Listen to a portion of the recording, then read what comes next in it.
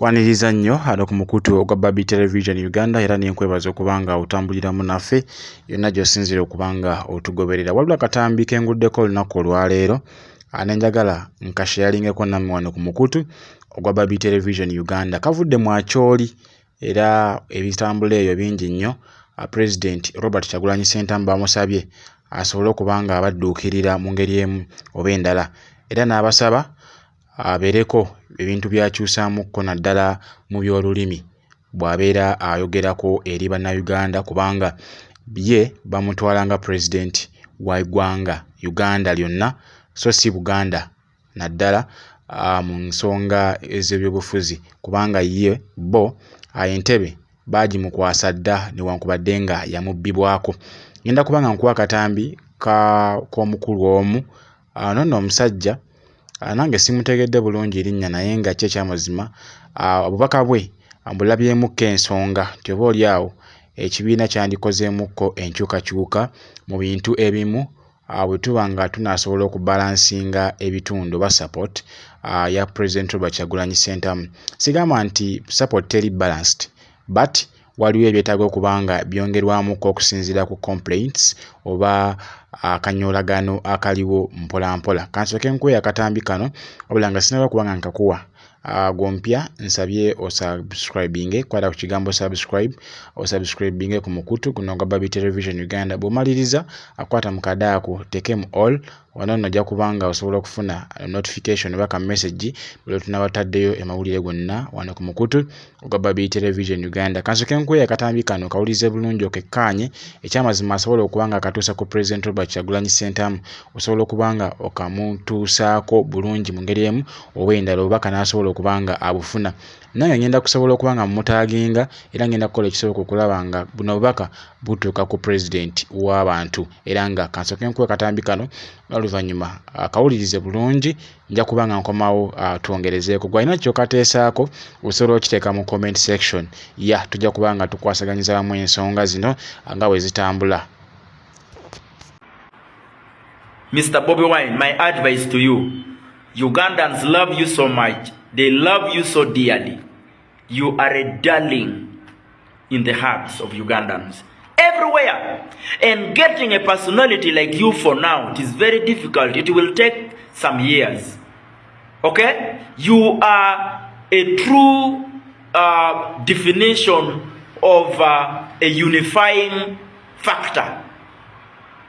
Okay? In you, there is the unity that we wanted for long, that it has been lacking. My brother, my humble advice to you, why should I say this openly? It's because I've already advised Mozi openly. So I could have even come to your inbox, but it is necessary. So many people say I make a lot of noise, Boss Mick shouts a lot, but this is necessary noise.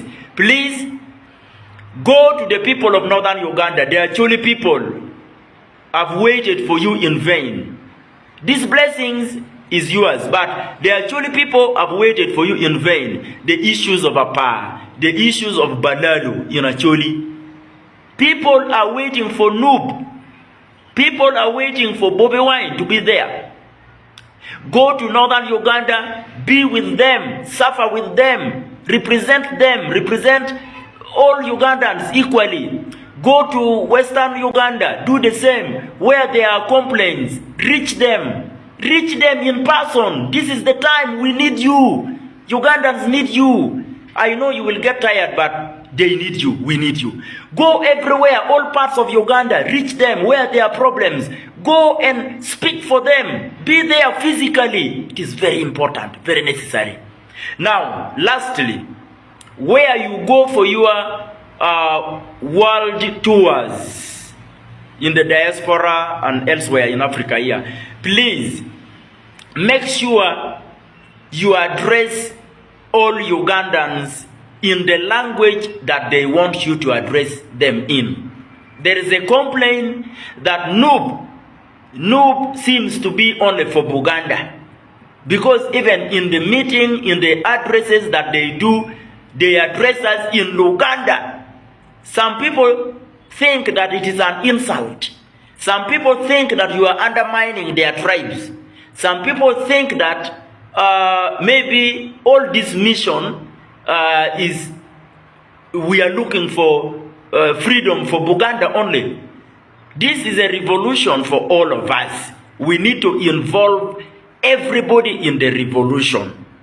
Northern Uganda, Western Uganda, Eastern, everywhere, Central, we must equally be represented by NUB.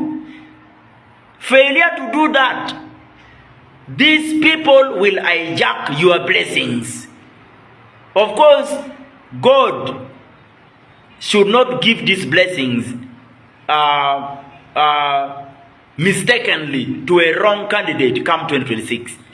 So please, let us correct all these areas. Be with the people, go to them, they love you so much, reach them. And where we need to use official language, use it.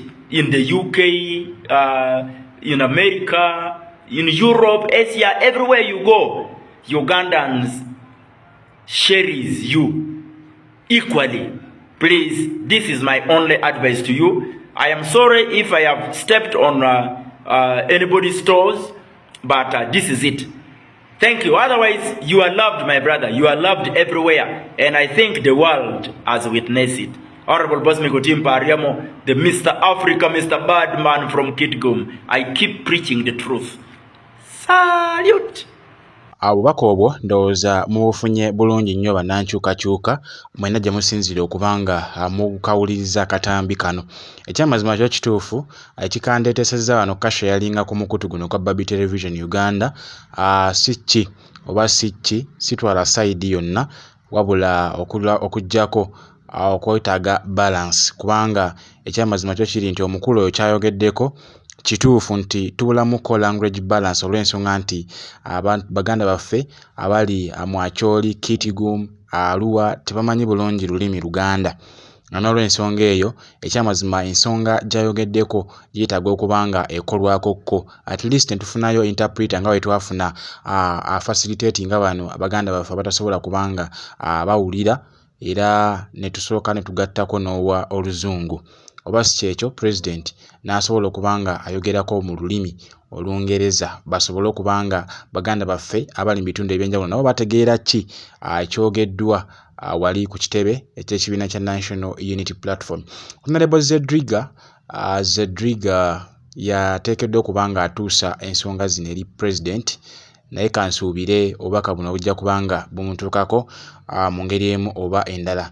Atasobodde kubanga shayalinga osobola otaginga kubanga oyinza obulwa contacts oyinza okuba toziina naye bw'okozesa akagambo ka tagging kasobola okubanga kamanyisa omuntu oyo kubanga w'omutaginga afuna wali ka notification era naye ngenda kubanga ngezaako okubanga nkikola kisobola okubanga kituuke wa President mu ngeri emu oba endala asobola okubanga akikolako. Sigenda kubanga nsukka wano atakumbira mpeera bankuumire wabula gwe tannaba kubanga osubscribing nsabye okikole kwata kigambo osubscribing ku mukutu ogwa Babi Television Uganda okwate ne kadaako oteekemu all sobola okubanga tutambulira wamu ffenna awatali kusubwa nsonga zonna ezigenda maaso mu ggwanga lyattu erya Uganda. Sigenda kubanga nsukka wano atakumbira mpeera bankuumire musibe bulungi mweraba.